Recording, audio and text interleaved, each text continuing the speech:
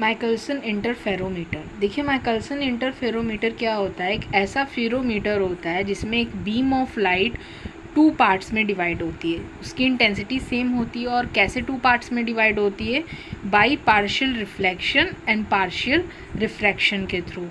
ठीक है, इसे एक हम लोग ग्राफ के थ्रू समझते हैं तो इजी से समझ में आएगा।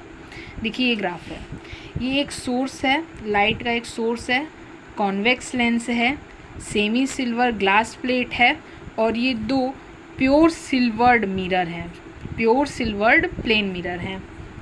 ठीक है, देखिए सेमी सिल्वर ग्लास प्लेट क्या होता है, एक ऐसा ग्लास प्लेट होता है जो कि आधा तो सिल्वर की कोटिंग होती है, उस पर आधा सिल्वर की कोटिंग होती है और आधा क्या होता है वैसे ही ग्लास होता है। ठीक, और ये जो प्योर प्लेन मिरर्स होते हैं ये क्या होते हैं, मतलब कि 100% रिफ्लेक्शन देते हैं, इसमें थोड़ा सा भी रिफ्रैक्शन नहीं होता है, ये 100% लाइट को रिफ्लेक्ट कर देते हैं। ऐसे मतलब यहाँ पे दो मिरर्स लिए गए हैं।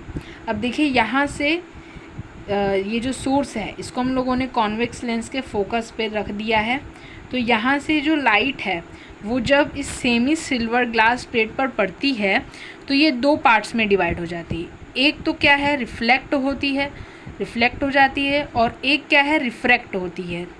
ठीक है, रिफ्रैक्ट होती है। अब यहाँ से जो रिफ्लेक्ट हुई ये क्या है, यहाँ पर एक हम लोगों ने प्लेन मिरर को रख दिया, प्योर प्लेन मिरर। ठीक, यहाँ पर जा कर के पड़ी, और एक जो यहाँ से रिफ्रैक्ट हुई वो रिफ्लेक्ट हो कर के यहाँ इस वाले प्लेन मिरर पे आकर के पड़ी।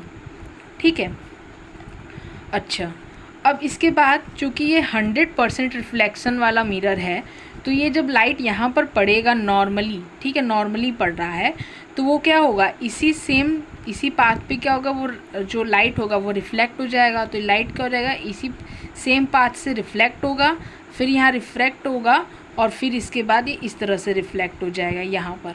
एंड देन ठीक इसी तरह से यहाँ पर भी होगा, यहाँ से भी जब लाइट इस पर पड़ेगी तो रिफ्लेक्ट होगा, नॉर्मली लाइट इस पर पड़ रही है, इंसिडेंट हो रही है तो यहाँ से रिफ्लेक्ट होगा और रिफ्लेक्ट हो करके फिर से क्या होगा, यहाँ पर इसी लाइन पे कॉन्साइड कर जाएगा और यहीं पर हमें क्या मिल जाएगा, इंटरफेयर फ्रिंजेस मिल जाएंगे। जो सर्कुलर फ्रिंजेस होती हैं वो हमें देखने को मिलेगी।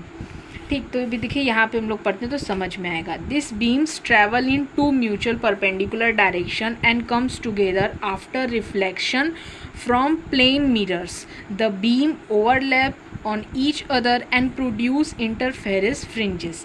ये बीम्स क्या होंगी, म्यूचुअल मतलब दो म्यूचुअल परपेंडिकुलर डायरेक्शन में जाएंगी, ट्रैवल करेंगी और ये वापस कब मतलब कि आएंगी, जब ये रिफ्लेक्ट होंगी इन प्लेन मिरर से। ठीक है, जब ये इन प्लेन मिरर से रिफ्लेक्ट होंगी और ये बीम क्या होंगी, एक दूसरे पर ओवरलैप्ड होंगी और क्या प्रोड्यूस करेंगी, इंटरफेरेंस फ्रिंजेस को प्रोड्यूस करेंगी।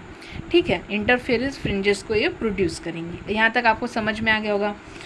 अच्छा, the circular fringes are produced with monochromatic light when the mirror M1 and M2 are exactly perpendicular to each other.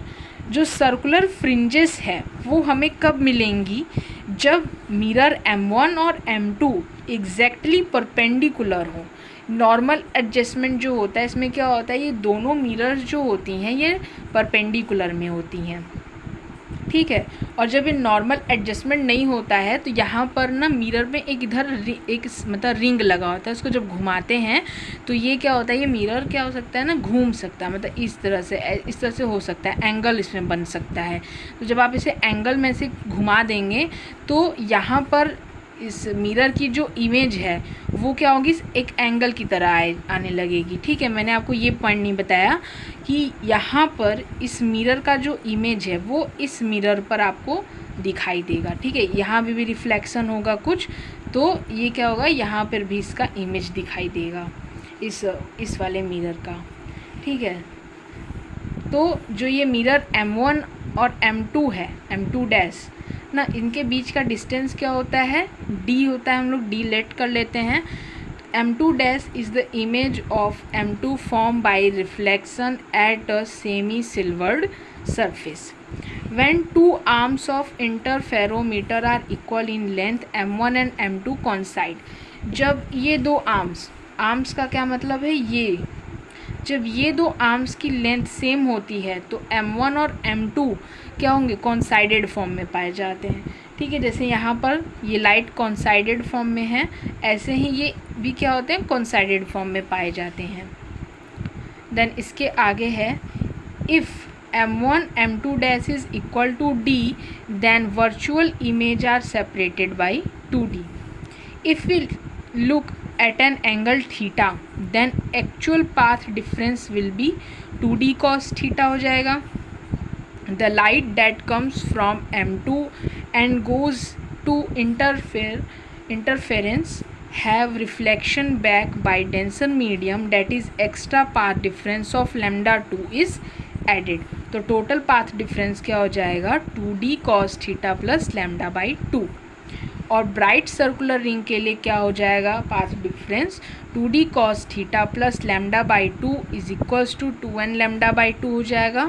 और डार्क सर्कुलर रिंग के लिए क्या हो जाएगा, 2D cos theta plus lambda by 2 equals to 2n plus 1 lambda by 2। ये क्या हो जाएगा हम लोगों का माइकलसन इंटरफेरोमीटर का पूरा अगर देखा जाए तो ये पूरा एक थ्योरी है और पूरा इसमें प्रूफ भी है। ठीक है, आई होप आपको इतना समझ में आएगा। कहीं नहीं समझ में आए तो कमेंट कीजिएगा। Thank you.